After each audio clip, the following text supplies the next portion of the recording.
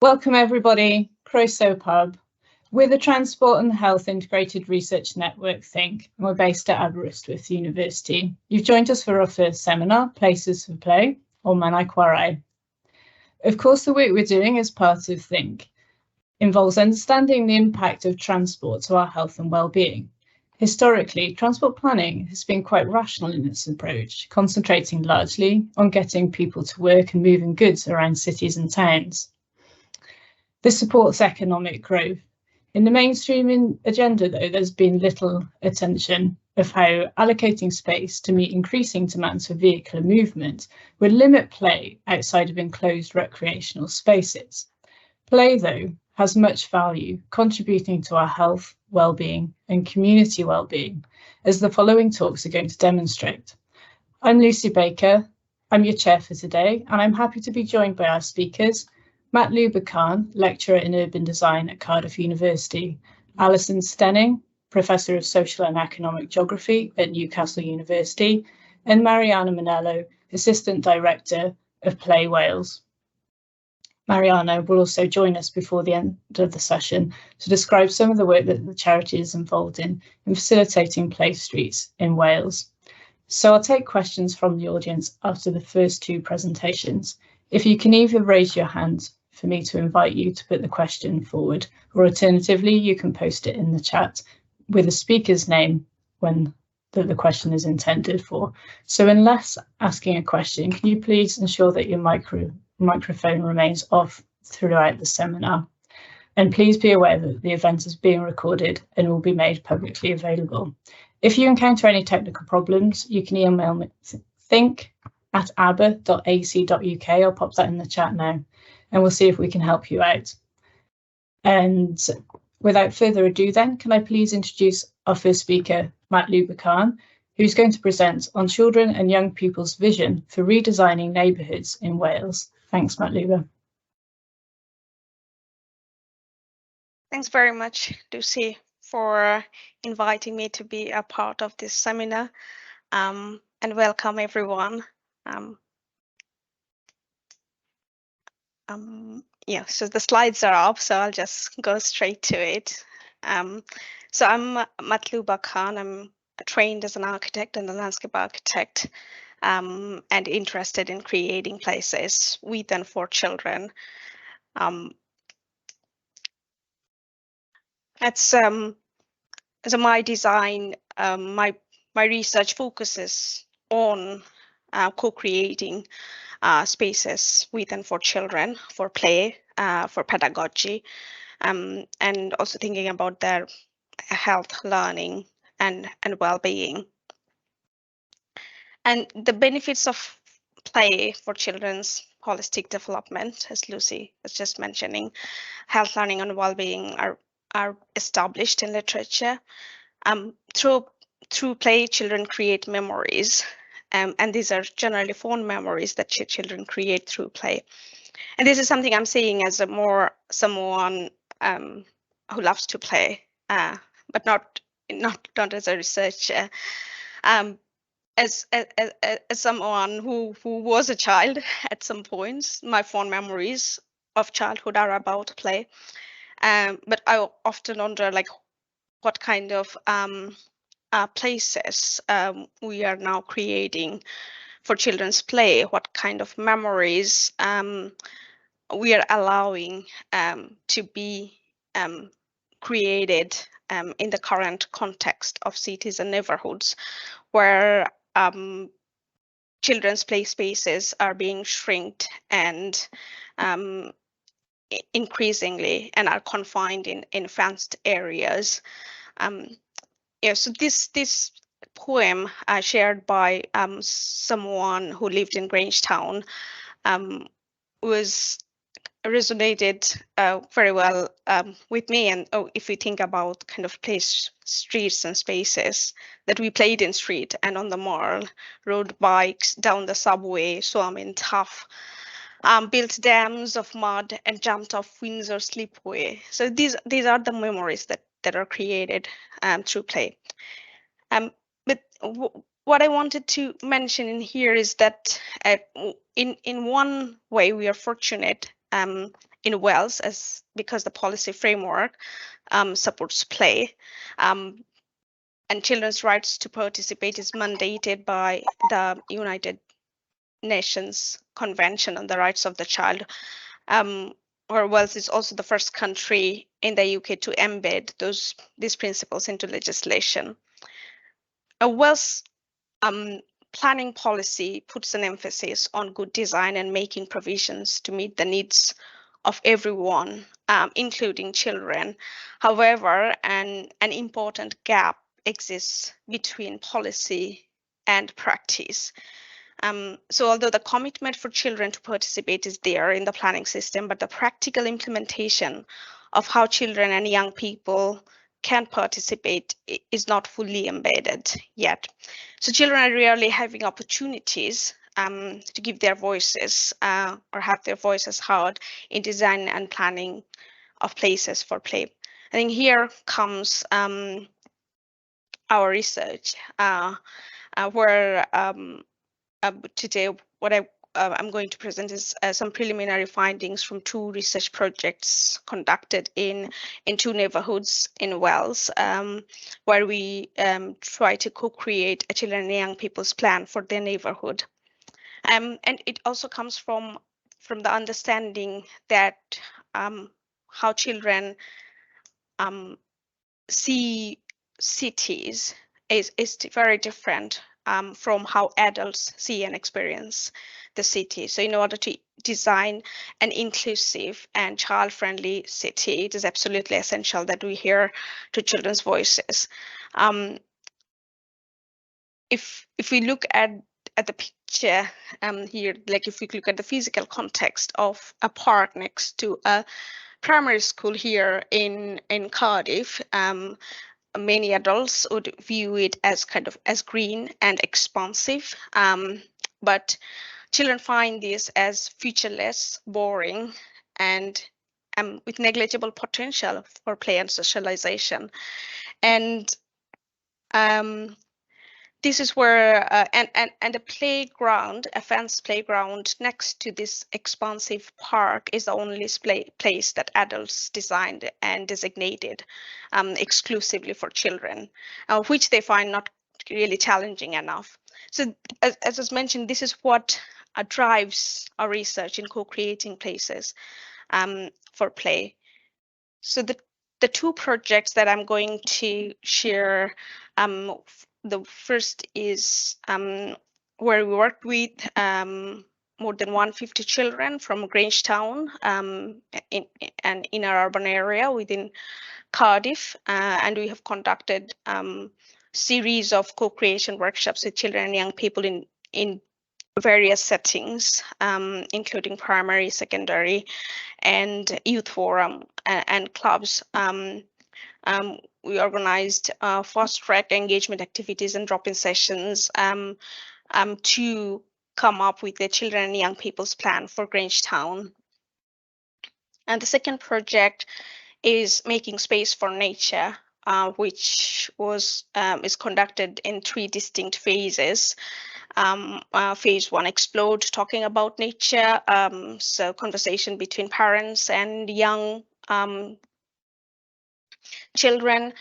Phase 2 focused on making space for nature, again co-creating a neighborhood plan for a primary school neighborhood in Llanelli, where year 6 children and school staff participated. And phase 3 was action for nature, on exploring more, investigating the stakeholders to explore how we can take the ideas generated from phase 2 into action and phase 3. So phase 1 was led by Professor Marianne from Cardiff University, and phase 3 by Mark Drain and from Urban Habitats Consulting Limited. Phase 2 was led by myself, collaborating with Urban Habitats, Marianne and Learning Through Landscape. So the activities that happened within Grange activities that happened in Grangetown and also in Llanelli, where we explored how children's neighborhood is now, so my neighborhood now, how COVID has affected them. We also walked and talked about the places in the neighborhood, so child-led photo walk, and then we explored based on the assessment that we have done together, what the future neighborhood could look like, and also what could happen in short and long term. So all these activities lead to a plan with ideas for change, and dialogue with stakeholders about making ideas real together. The Grangetown project is also leading to a toolkit for engaging children and young people in neighborhood planning and design. So just showing some of the activities that we have done together. So in all of these workshops, we have engaged them in a range of creative methods, so drawing, mapping, model making, and the workshops also were curated for different age groups. So in Grangetown, we work with from 7 to 17 years old, so different kind of workshops for children and young people. And it is also kind of curated based on the context. So Llanelli is a different context than Grangetown. However, what is interesting is like what children like and dislike is in a broader sense, they're quite universal, but how things can be changed in the neighborhood is very place specific. So it's neighborhoods specific. So some of the findings, just briefly, to kind of share that children often in both in Llanelli and Grangetown, children listed parks in their list of liked places because they can take a walk and play with friends. However, they also identified the local parks as just showing Sevenoaks Park as featureless and sometimes boring, where there are not many things to do. At the same time, what children was identifying as the places that they do not like are the roads and streets, busy streets and roads that are dangerous, which is unsafe to cross the road, long and boring. They mentioned about not having enough directional signs in the road, the speed limits, the noise and air pollution. In Llanelli, children mentioned about the streets that is in front of the schools, is the front street, quite busy. And also they were mentioning about accidents happening in different dangerous nodes.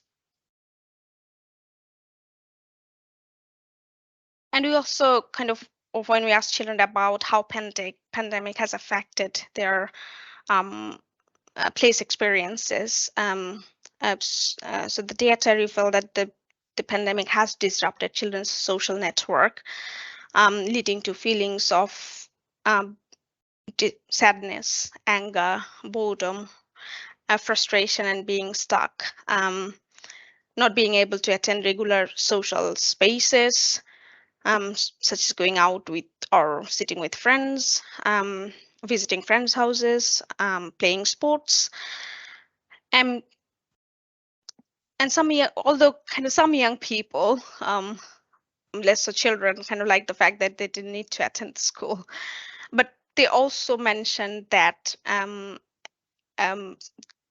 feeling bored at home and not being able to see friends at school, that's something that they also mentioned. And following that, we did the walk and talk exercise where children led us to important places in their neighborhood, talked about the activities they do there. And after that, the workshop focused on the kind of future neighborhood. So what children and young people would like to have in their neighborhood. As I was just mentioning earlier, while the issues are what kind of places they like or don't like, it's the type of places are generic, quite universal, but where in the neighborhood and what the specific physical context is very different.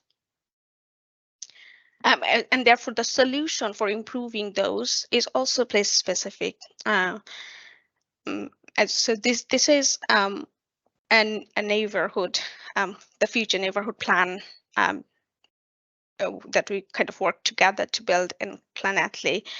And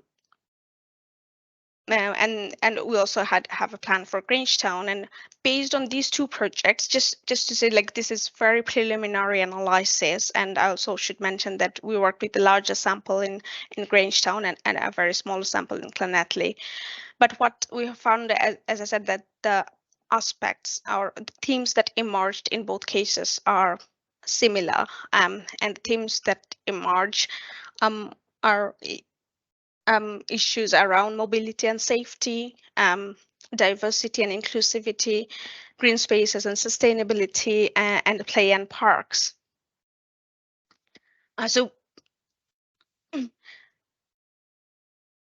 And what children wanted, as I said, like, children wanted safe streets.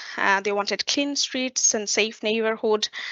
They wanted more lights in the streets because it is unsafe in dark, so that the perception of safety is quite important in here, where that also is related to kind of how young women and girls perceive the safety in places, because in most cases they mentioned about streets and parks being dark and not having enough light in the streets. And in relation to that kind of play and parks, children wanted the kind of diverse play areas for different groups. As I mentioned, the playground, the fenced playground, children find it less challenging and only for little kids, and not for primary school aged children, and there is nothing for big, as they mentioned, bigger kids or adolescents. There are less play opportunities or play spaces for girls and young women. So if there are play pitches, they are mostly occupied by young men, and there's less they also mentioned about not having like public toilets and facilities that to a certain extent is a barrier to using parks and playgrounds. In terms of green spaces and sustainability, they really think about environment and the impact. They want more vegetation, biodiversity, and wildlife.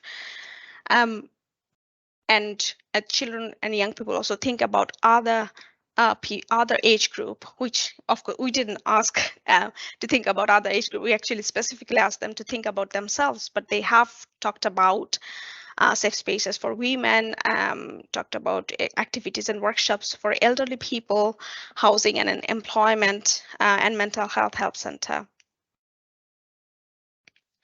I'm just going back to that park that I have shown earlier, that this is a model that they have worked on. So of course they have explained us what different features mean to them, and so the parks are to be designed with kind of features which allow them to engage different age group of children and different gender groups to engage in activities. And as I said, that they wanted diverse play spaces for different age group, more play pitches, pop-up food shops, better lighting and street lights for safety, community benches, sensory gardens,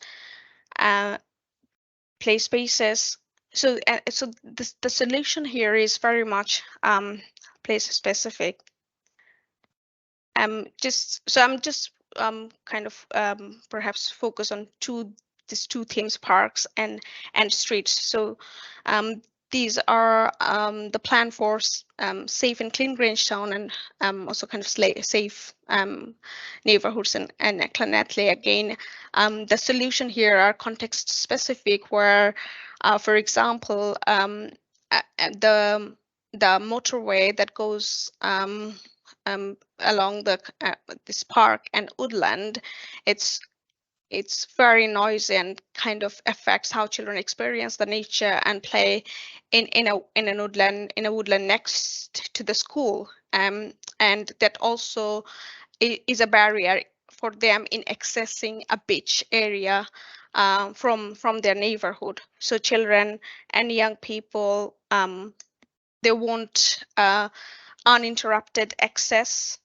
to the beach. They want low traffic neighborhoods. So if I go, so safe access to school, low traffic or no traffic streets near school, safe and uninterrupted accessible path and bridge connecting the neighborhood to the beach. Lots and lots of trees along the streets and different types of trees. So they are thinking about biodiversity. And they want streets with wider footpaths and designed as a sociable space with benches. So this is the model of a street, the front street in front of the school that they designed as a place which will allow them, which they wanted as a shared street, as a sociable space, and they wanted the traffic it as a no traffic street. The school is newly designed, and there is a car park, a very expansive car park in the school, and what the students want is actually to get rid of the car park and have a wildlife sanctuary in there. And they were mentioning about the side streets that lead to the school as well, that it is a very chaotic, and if anyone wants to cycle to the school or walk to the school, it is dangerous for them. Just a couple of minutes, Matluba, sorry. Yeah. So following this exercise, we also did a prioritization exercise where they did prioritize what should happen in short, medium, and long term. And in both Grangetown and Llanelli, one of the priorities were inclusive play spaces and play equipment for disabled children, spaces for young women and girls, play spaces, and also kind of more wildlife. And so when we're thinking of like who will act on these, so this, of course, we come from an interdisciplinary perspective, working like urban designers, planners, and human geographers working in the team, that also working closely with Cardiff Council, and what I find that landscape architects design the parks, someone else designed the streets. So different sectors within the local authority take care of different kind of places. But when we're kind of co-creation, doesn't really focus on one specific aspect, but this inter sectoral involvement is really necessary within the local authority to make changes in the whole scheme. So what have we learned from this exercise? That a neighborhood reflecting children's voices is a neighborhood for everyone. I think it's not something new. Who work with children's environments, the child-friendly city is actually a city for everyone, that works for everyone. Children's ideas are universal. However, the implementation of these are very much place-specific and context-specific, and that's why we really need to listen to children and young people living in the neighborhood, who are the expert of their neighborhood and the places they live in. So, and also it is important to action on children's ideas. So they will ask like, so what? So we are sharing this, but where we will see the changes happening. And this, so what we try to kind of establish in the beginning, like what this project can do and how we can take this forward to stakeholders, and how different sectors can work towards it. So what we are going to do, so we have been in continuous discussion with the local authorities for both the projects in terms of making these ideas real. So as like what next? So further co-design activities with children of different groups across Cardiff, and we want to kind of scale it up nationally to take it to other neighborhoods. We don't know like when this is going to happen, but this is something that we look for, that we think that we need to take it too. So we were organizing so we have organized stakeholder dialogue for the Planetly project, and a stakeholder dialogue is dialogues to develop action plan for implementation of ideas. It is also going to happen for Grangetown project for the development of specific ideas through co-design, and also we are stressing on co-building of intervention with children and young people. And following this, this is also only a schematic plan with ideas, but we need a kind of co-production of a neighborhood place plan. So because the next stage is the children and young people's plan for Grangetown is going to be launched 2nd of February in Grange Pavilion. There's a public exhibition as well from 11:30 to 1300. So if you are in Cardiff, if anybody joining is in Cardiff, we are welcome to come to the public exhibition of the project and the outputs produced by children and young people. Thank you. Thanks, Matluba. I feel like I could listen to that for longer. It's really interesting to hear some of your findings, and I'd like to hear a bit more about your methods in future at some point. If I can welcome the next speaker, Alison Stenning. Alison's going to present Play Streets, Rethinking Our Streets for Children, Play and Connection. And just to remind you, we'll take some questions if we got enough time after Alison's presentation. Please use the chat box or put your hands up. Thanks.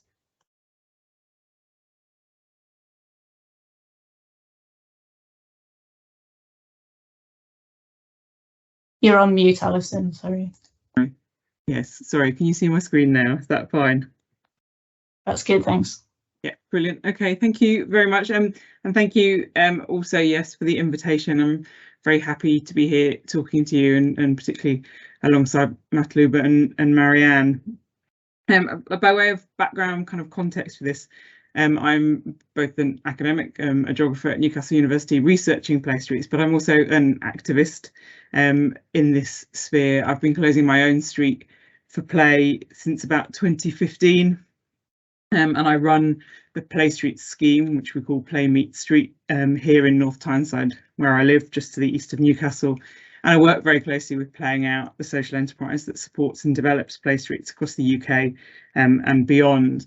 And alongside that activism, I've been kind of researching various aspects of play streets, both locally and nationally, since about 2017.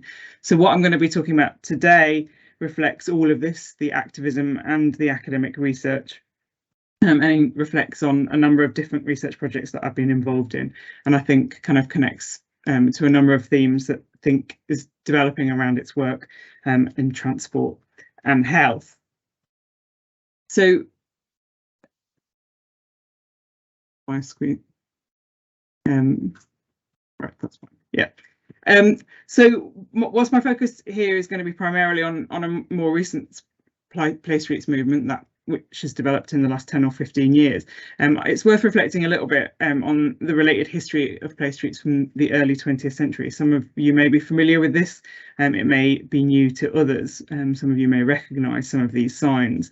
So in the early 20th century, the question of children and play and streets was at the forefront of many local politicians, decision makers and activists, not least because there were growing concerns over the physical and social safety of children on city streets as they played. And a lot of focus has been very much on the physical safety, that children were being killed and injured on streets, but there was also a lot of concern around what would happen to children who were exposed to kind of nefarious influences and concerns on streets, in terms of becoming kind of wayward and criminal, and all sorts of other concerns around good use of children's time and the best places for them to play. So a lot of kind of concerns that reflected 100 years later in slightly different ways, but came to the fore in the early 20th century.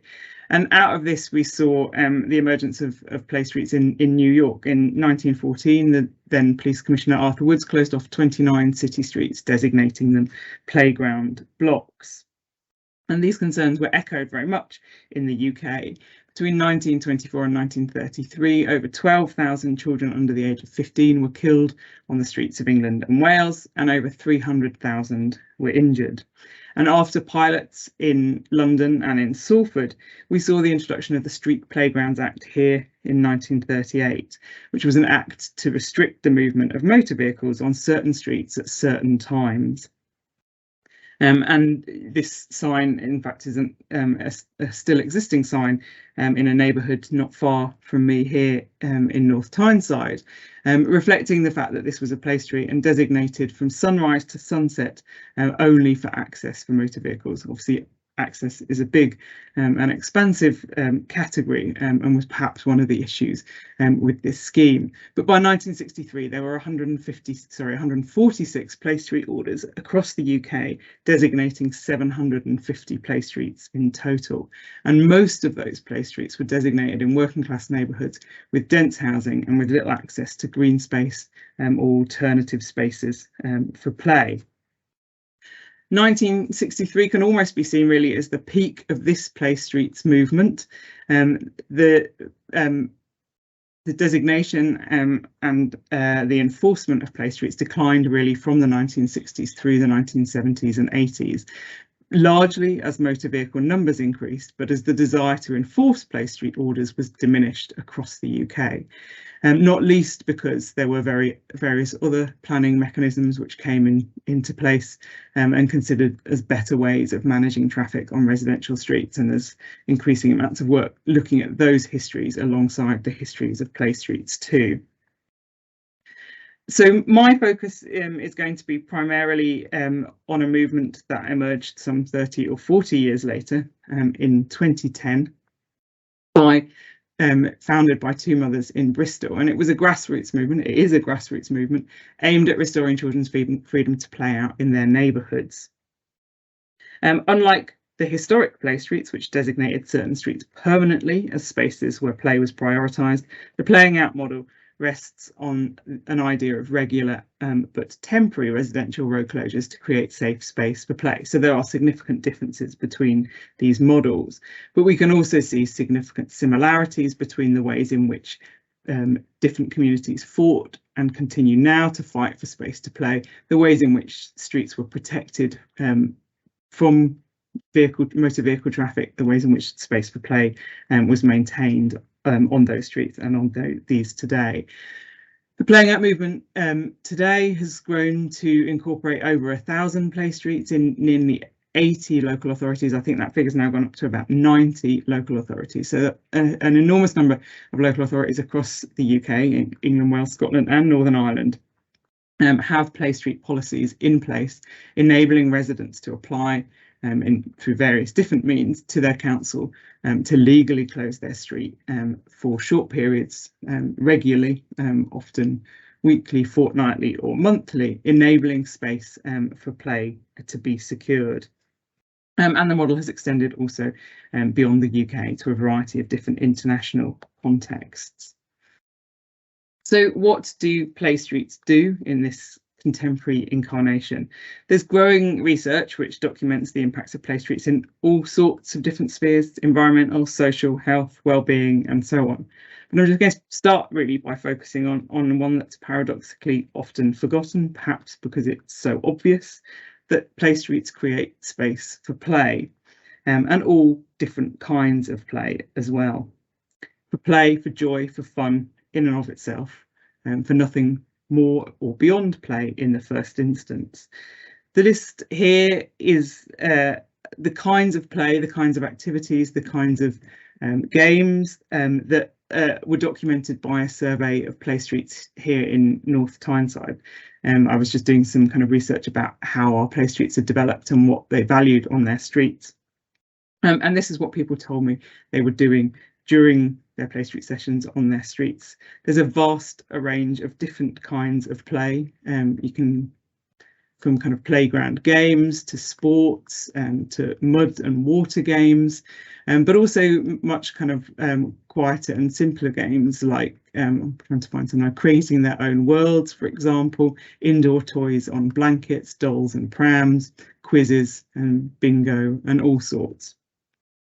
It's just a taste of what happens on play streets when they're closed to motor traffic, but it seems that they represent the vast majority, if not all, of Bob Hughes's play types, and it's quite remarkable that kind of a relatively small area, a part of a street closed for a few hours, enables such a wide variety of different kinds of play to emerge.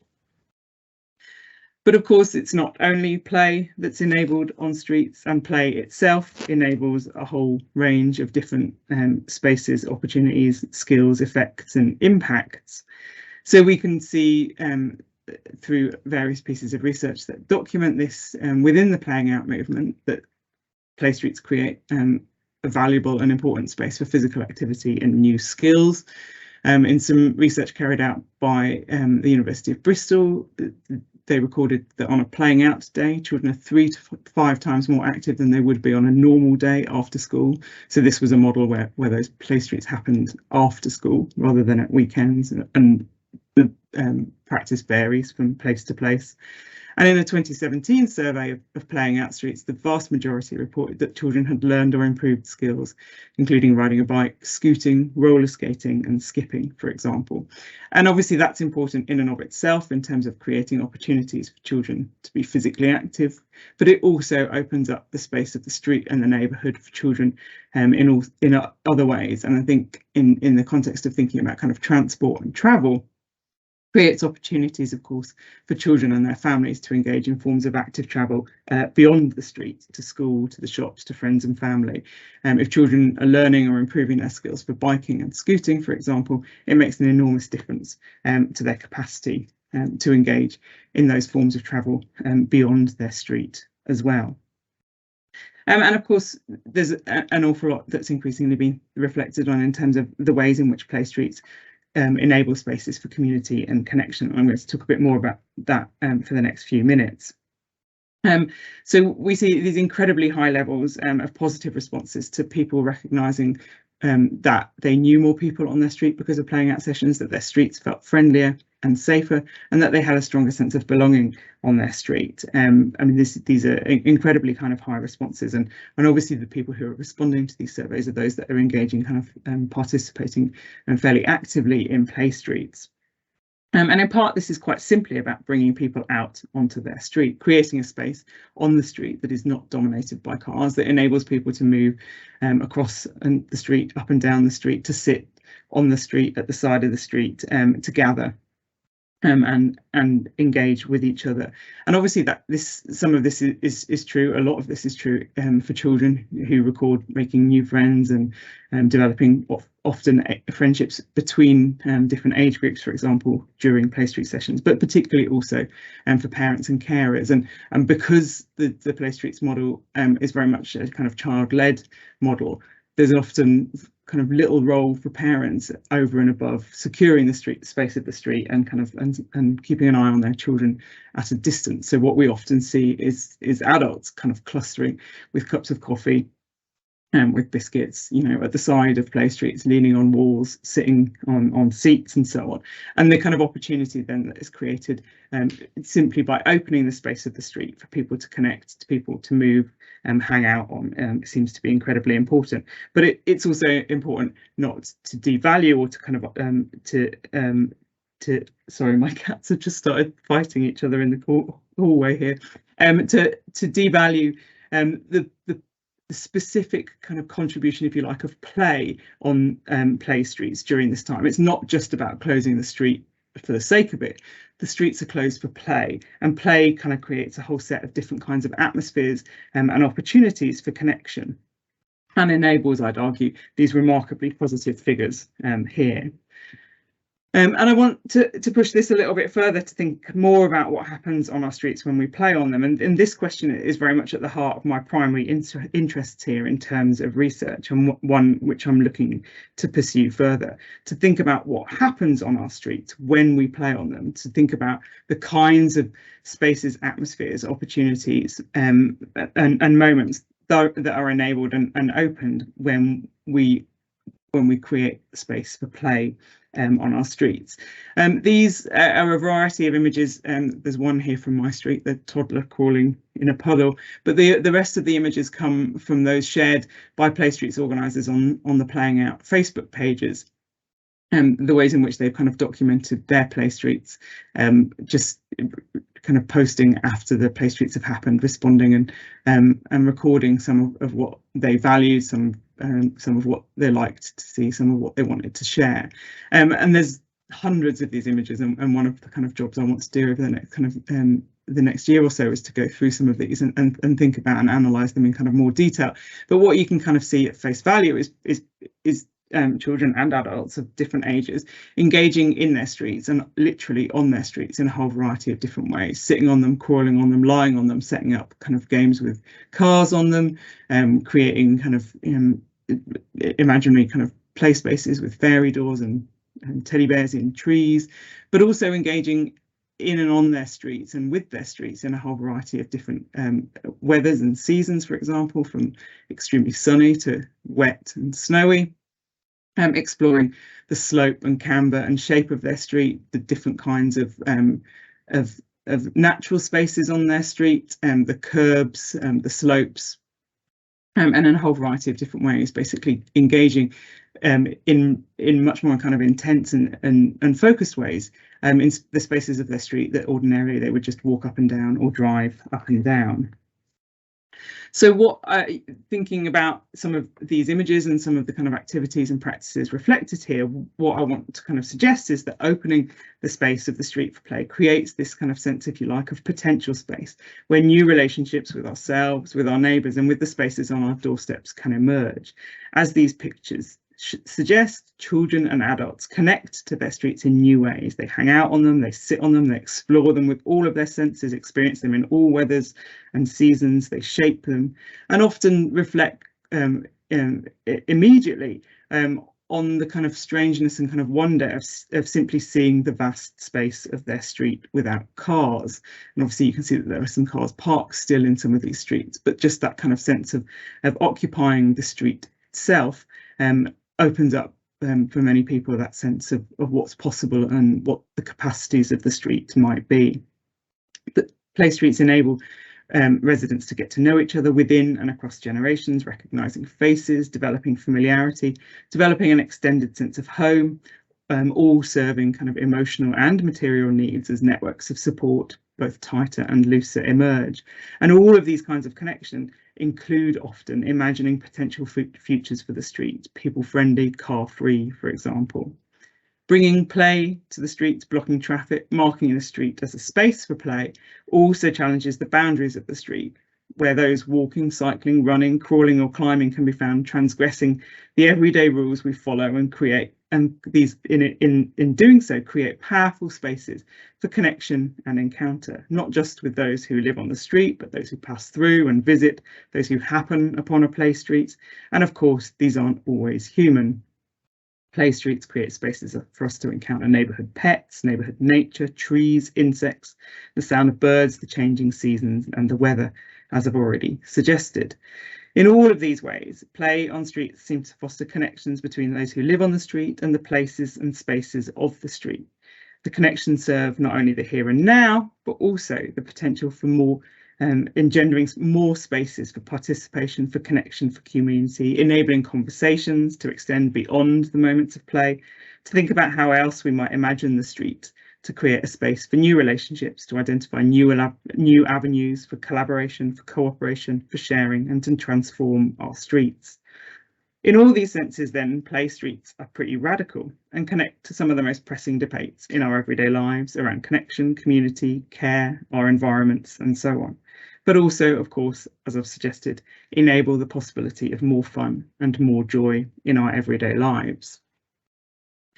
But it's not necessarily all entirely positive. Play streets are still only occasional temporary transformations on certain streets. There's much more work to be done around longer term and more permanent cultural and infrastructural change. And some of that very much links to what Matluba was talking about, and importantly to Wales's wider commitment to place sufficiency. The idea that we might think about spaces for play in and around all of the spaces of children's everyday lives, that we might think about streets as shared and sociable, as Matluba suggested.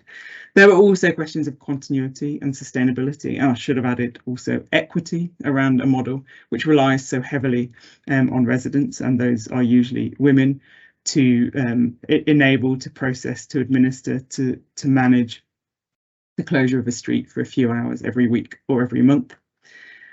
And we know that the geography of play streets in this form is uneven, paradoxically, and in contrast to the earlier kind of historic play streets, with fewer play streets in poorer communities for a whole range of reasons relating to physical, social and political environments. And this is something that I've been doing some work directly on, both with Playing Out, but also with Leeds City Council.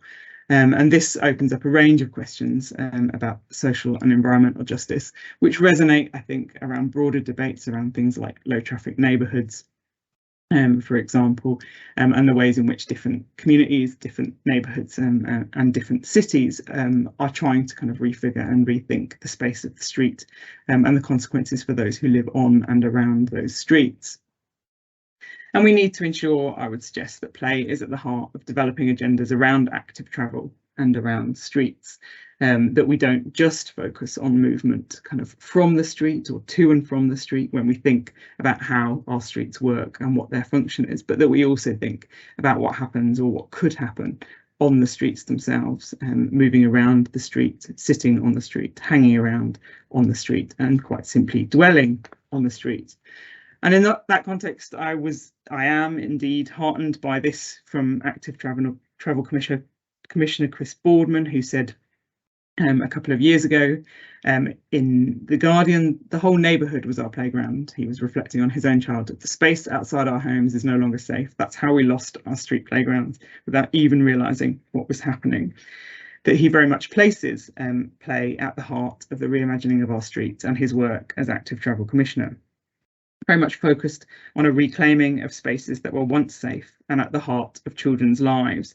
These are the spaces children routinely choose as their favoured spaces, and we have a responsibility, as Matluba also suggested, to reflect children's desires and needs, and to secure these spaces, not only for the here and now, but for stronger everyday relationships and for concerns and questions around community health and well-being.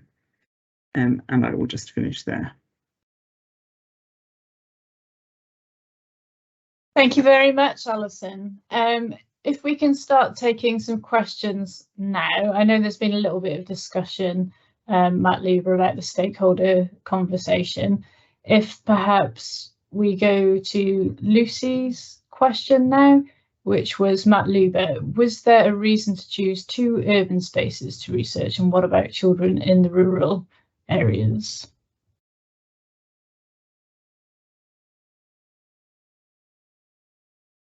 Yes. Yeah, I guess it's for me. Yeah, so the research focused on urban planning, so urban design, and worked with and in our urban community. So these 2 projects are different, and they were kind of designed with different themes. So that's why the kind of selection of these 2 neighborhoods were not based on as a kind of at one point.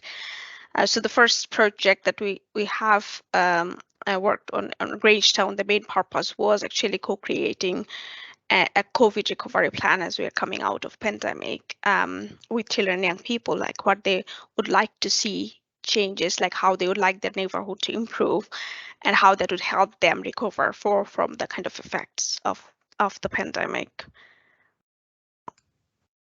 That was the first question. Was there a second question? Sorry, if I had missed. It's a rural. So just to a certain extent, I think that what we have worked on here is the suite of methods that we have applied in the co-creation process, and the similar methods could be applied and customized to be using in rural contexts as well. But for now, we have focused on the kind of urban context and aspect of urban design. Thank you. Okay, we've got another question from Dan Cancel in the box. If I can direct this towards Alison, although it may have been kind of directed to both of you. So it's kind of around risk and how to how to balance the ambitions of children with perhaps the risk aversion of their parents and perhaps other stakeholders. So Matluba has described environments that are inspiring, and Alison is talking about using paved roadway being places that bring energy, engagement and build social capital. Is the issue the contextual canvas or what we do with it?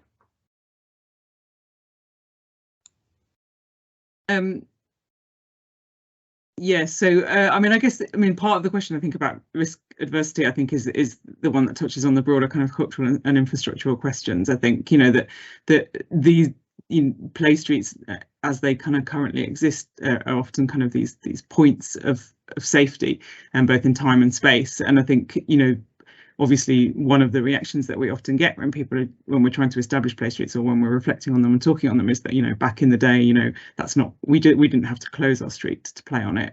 And I think there is that sense partly in which there are more kind of ordinary and everyday ways in which risk can be managed on residential streets. But obviously part of this reflects a real increase in the number of cars on our streets and the ways they move up and down our streets. I mean, obviously there's a massive decline in the number of children who are seriously injured and killed on our streets, which is obviously a good thing. But I think that sense in which shifting the terms of the debate, but also demonstrating what's possible, and what we can do if we imagine again that streets are spaces for play, then I think that does have to engage with these questions of kind of risk adversity amongst adults. But I mean, it's not clearly motor vehicles are not the only risks that are identified by adults, and there's all sorts of questions around kind of stranger danger and, you know, but also I think questions about kind of fitness to parent and stuff, that if you let your children play out, you're seen as, you know, a careless and kind of thoughtless parent, for example, that you're putting your children at risk. And I think there's some really, really interesting kind of work that's been done around that, in terms of, again, shifting the terms of the debate and creating spaces in which parents feel comfortable enabling their children to play out, which are then you know, hopefully you then start to get a kind of critical mass of children playing in different neighbourhoods. And I think there's an awful lot of work to be done around that, in terms of kind of engaging kind of in communities, and often in the way that Matluba has, not just with children but with parents, to think about that. And I think then the question about kind of the kind of contextual canvas. I mean, I think it was interesting. I mean, I was, in many ways, I was thinking about kind of the same thing as Matluba was talking, and Matluba and I have presented together in contexts before as well. This kind of, you know, and I think there is this. I mean, my feeling is very much, you know, and this reflects kind of my experience in this work, is that actually, you know, children quite like playing on their streets in ways that are quite kind of mundane and not necessarily particularly kind of you know, from the outside look inspiring. But I think often children don't necessarily respond in that way to research, to questions, to surveys, because they don't necessarily know that it's possible, and they are kind of encouraged to think that, you know, that soft play or adventure playgrounds are the places to play, and that's the most exciting. And I think giving children the opportunity to play on the spaces on their doorstep often results in them realizing quite how exciting their doorsteps can be. And I think so. Ben Tarwell and oh my gosh, I've put Ludicology, who work very closely with Play Wales, I know, and have done a lot of work on place efficiency, have done an awful lot of work which reflects on the fact that this is where children choose to play if they are given a kind of a clear choice that sets out the opportunities for them, I suppose. So yes, that's a long-winded answer, but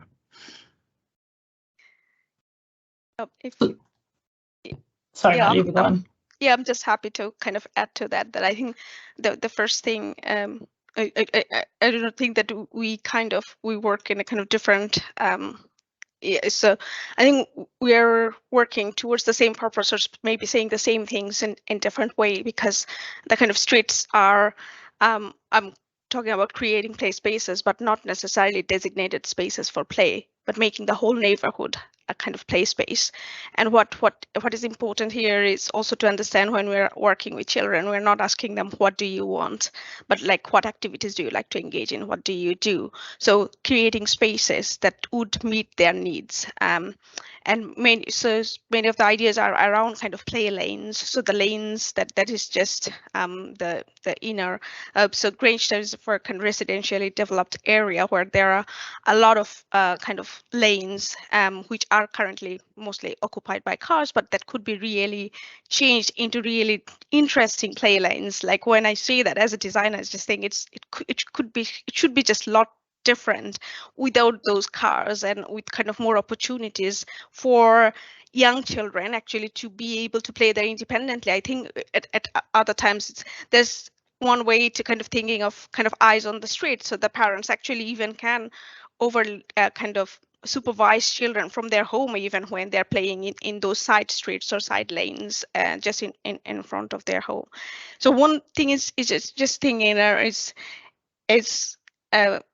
so we also have kind of conversations with that there is research on kind of parents perception of safety, and to a certain extent, as Alison was mentioning, we need to kind of it's the streets that we have now.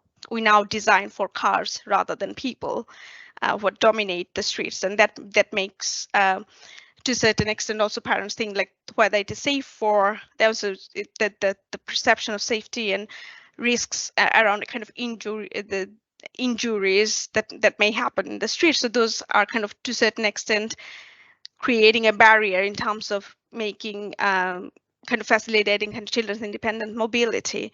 So we really need to work together. That's what we're trying to work together with local authorities and local councillors, thinking how we can make the whole neighborhood as a kind of safe place, and think of not only the kind of, when we think of a children's play space, thinking beyond specific playgrounds and thinking of the kind of streets and different kind of spaces within the neighborhood, and making them safe and playable and accessible for children.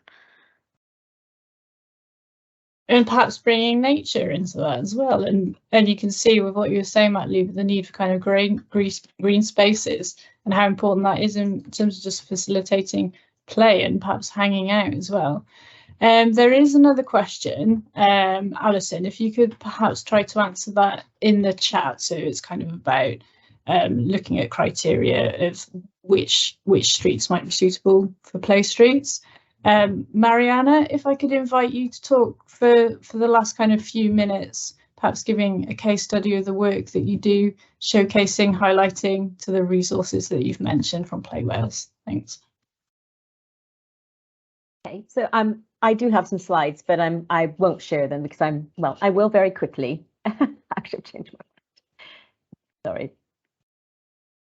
Hopefully you can see those.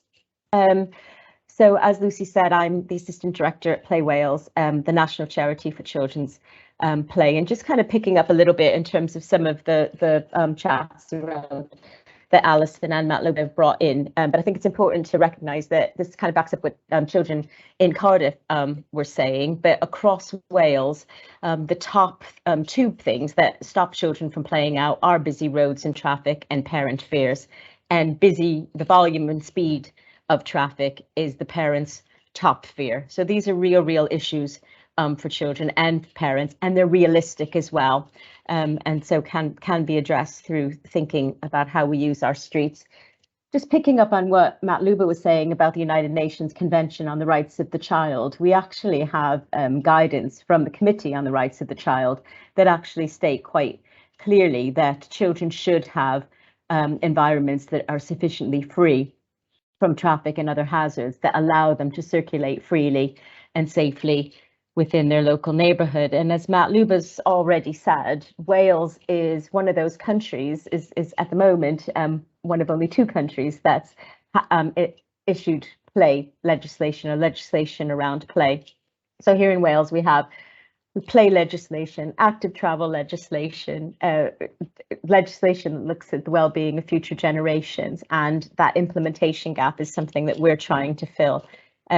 In terms of the guidance around the play legislation, again, like the UN committee, the Welsh Government also recognises that the pavements, roads outside children's houses sometimes represent not only access to play provision, so access to whatever spaces might be available in the neighbourhood, but is a space in its own right. So we actually have quite a lot of policy backing this up here in Wales. In terms of what Play Wales can do, we have worked with Playing Out, which Alison has mentioned already, to produce and publish bilingual resources here in Wales. We have a toolkit specifically for local authorities to support them to develop street play policies, and it's based on work that we've done case studying in Cardiff. And we also have bilingual resources for residents who are looking at organising Playing Out sessions or Play Street sessions.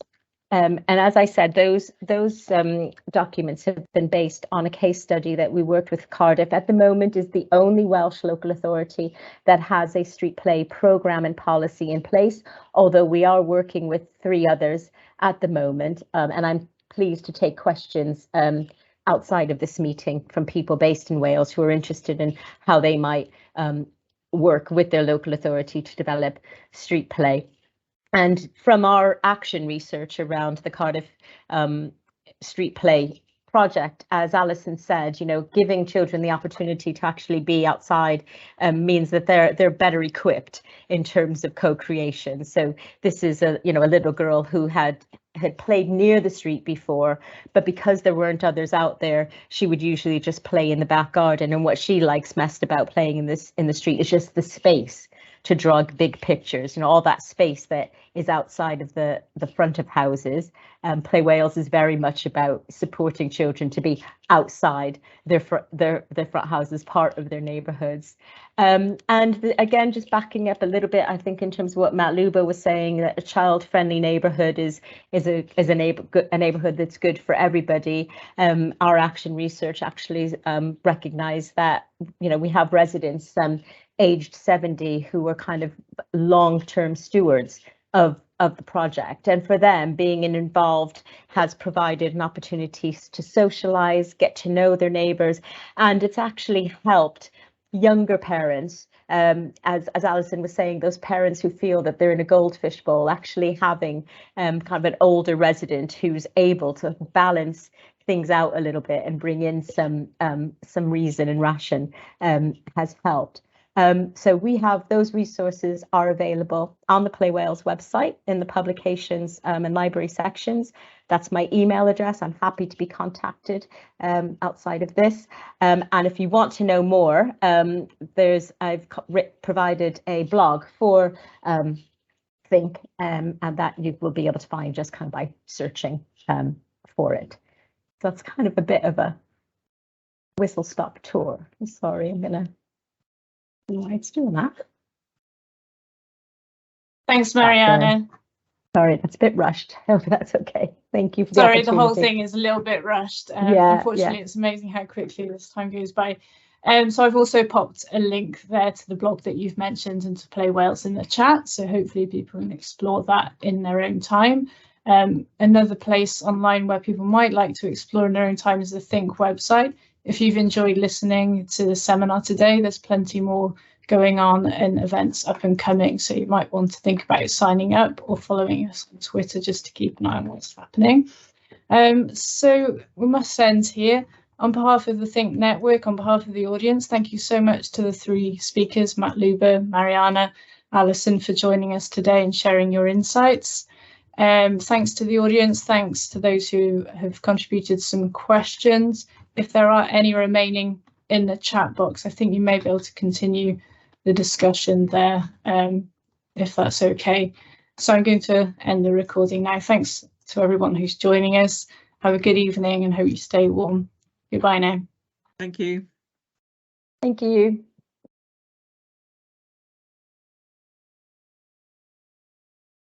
Thank you. Thank you.